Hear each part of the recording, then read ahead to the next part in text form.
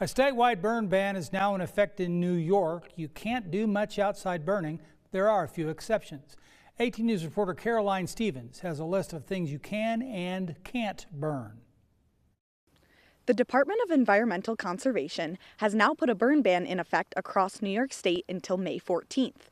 But what does this mean for you, and why is it so important? The intention of the burn ban is to limit wildfires during the spring season. Although we've had some recent rain, the DEC warns that rain can temporarily reduce fire risk. It doesn't eliminate it. Vegetation can dry out quickly, especially with warmer temperatures and wind, creating the perfect conditions for wildfires. You think of rain, you think of wetter conditions, but spring is actually prime time for wildfires to spread. So a lot of the trees, bushes, grass, they haven't greened up yet. They don't have their leaves out. Once the leaves come out, of course, we can still have fires, but it's less likely for fires to catch or spread as rapidly.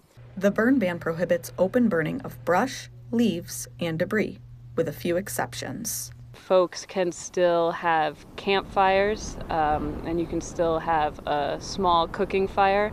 There's also exemptions for local fire departments if they're going to use a fire for training or a purpose such as that.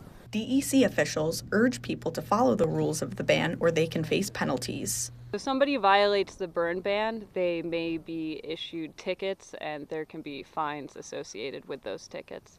The burn ban is in effect until May 14th. In Addison, Caroline Stevens, 18 News. And that fine they talked about is pretty healthy. You can face a $500 fine for your first offense and you can be arrested.